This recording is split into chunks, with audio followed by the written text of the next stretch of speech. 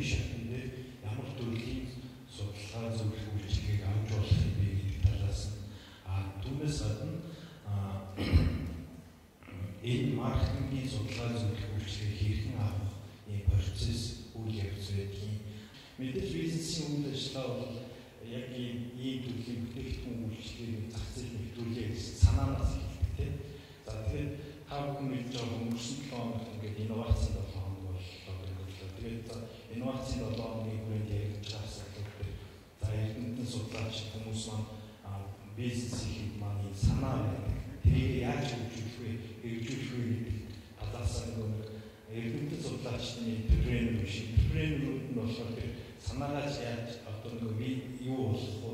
Одоо технологийн үед ямар шийдэлтэй байх вэ гэдэг мэддэг. Энийг холбох асуудал байдаг юм байна. Тэгэхээр инновац гэдэг бол нэг тэр шийдэл санааг зах зээл дээр бүрэн утгаар нь хэрэгжүүлж амжилттай хэрэгжүүлсэн бүхэл бүтэн процессыг бол инновац гэж нэрлэдэг. Тэгэхээр энэ санаа маань одоо бизнес зах зээл дээр бүрэн одоо хэрэгжиж чадах юм бол энэ амжилттай болох юм байна. За тэгээд мэдээж бизнесийн санаа та бүхэн төрлөө тэгээд энэ санаагаа бизнесийн болгоход одоо ямар төрлийн судалгаанууд байж болох вэ гэж.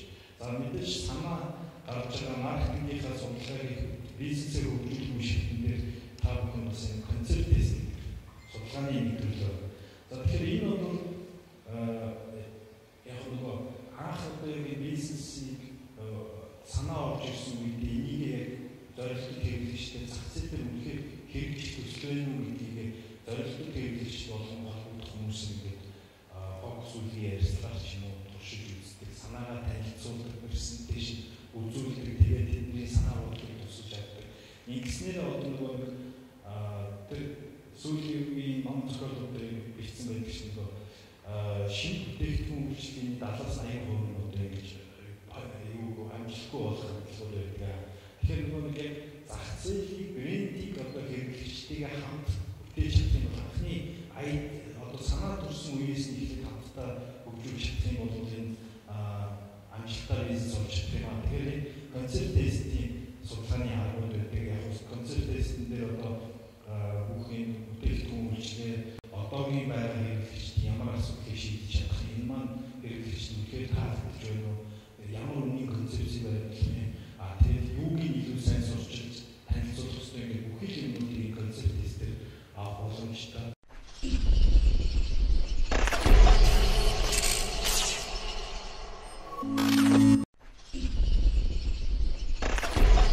Яаж чадах вэ?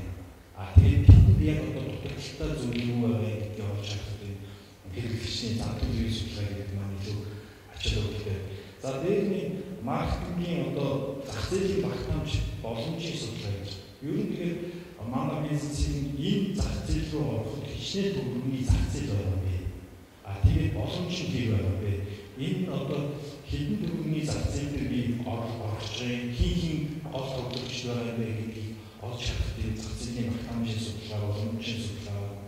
Мэдээж бизнес санаа төрөнд энийг хөгжүүлэх явц бас бизнесийн байш хаан байх уу гэдэг бол мэдээж чухал асуудал байдаг. Энэ дээр нөгөө retail location analysis буюу бизнесийн байгууллага салбарыг хаан байгуулах вэ гэдэг асуудал бас ийм судалгааны нэг төрөл байдаг.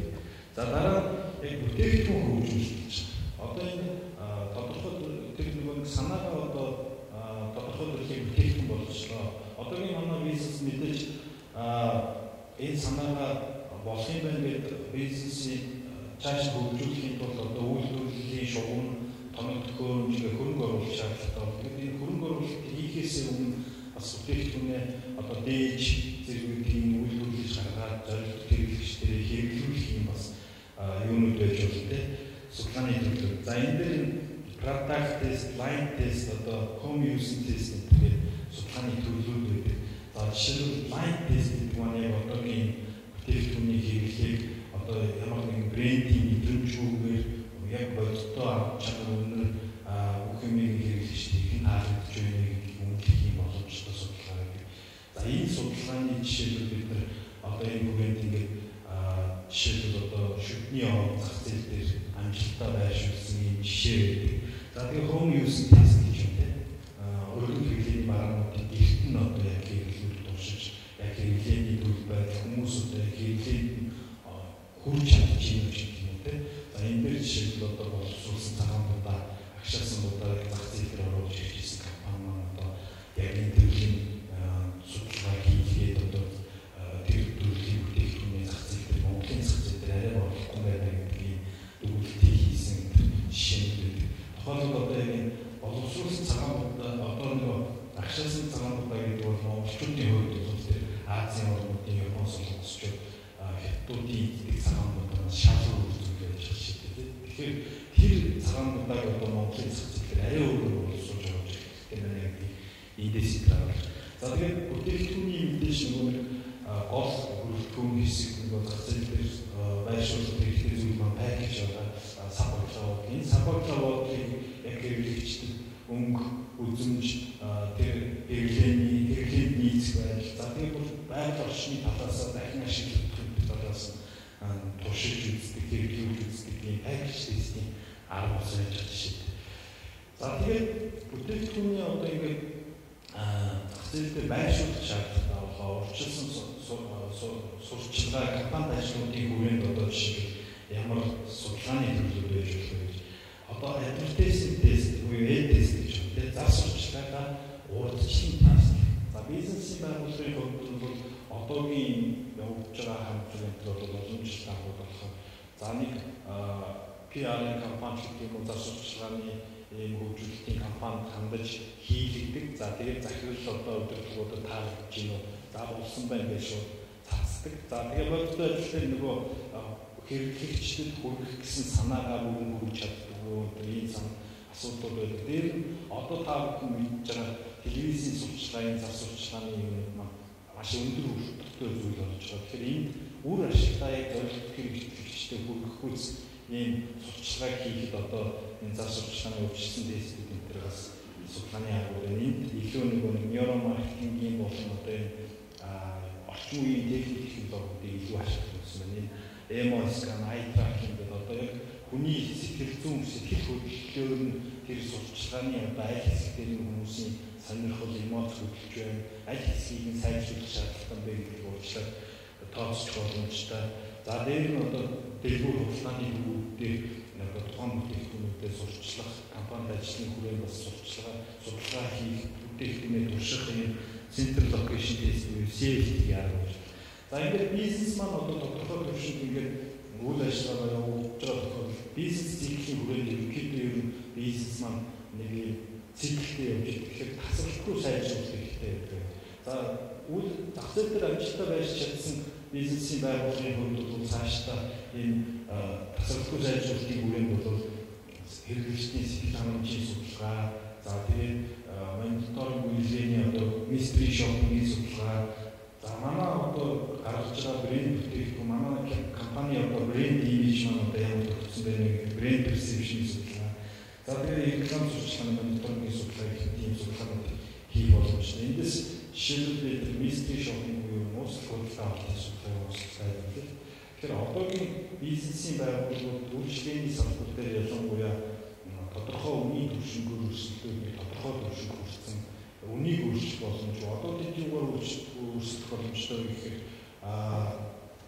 үйлчлэгээр өрсөлдөх боломжтой. За тэгээ үйлчлэгээр өрсөлдөж байгаа хүрээнд яг энэ бидний одоо бизнес эрхлэгч брэнд оунерын бодож байгаа шиг тэр танаа үйлчлэгээний ажилтнууд тэр хэрэглэгчний бүртээ сэтгэл хангамжтай үйлчлэж чадж гэнэ гэдгийг хөндлөнгөөс үнэлэхэд mystery shopping-ийн судалгаа хэрэгтэй.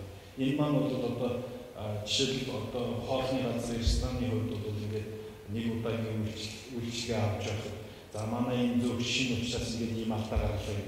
Зүй нь бол ямар ч бизнес үйлчлэгээний салбар дээр бол шинэ зөв хөдөлгөөн бол байх ёсгүй гэж тийм. Тэгэхээр энэ mystery shopping-ийн судалгааны хүрээнд одоо нөгөө стандартын хэрэгжилтийг үнэлэхээс гадна үйлчлэгээний одоо хэрэглэгчтэй харилцах цэг бүл дээр ямар асуудал байж болох вэ гэдгийг урьдчилан тодорхойлж байгаа. Тэр болгон дээр нөгөө үйлчлэгээний ажилтны ямар зам төлөв байрлах ёстой вэ гэдгийг гаргаж илрүүлдэг бас энэ судалгааны төрөл байна. За цаашаа бол томоохон бизнесийн байгууллагууд ер нь ямар ч бизнесийн байгууллагууд бол ажлын сэтгэл хангамжийг үнэлэх. За тэгээд компанийнхаа соёл, за тэгээд цалингийн судалгааг компани имижийн хувьд судалгаа хийх юм боломжтой байдаг юм аа.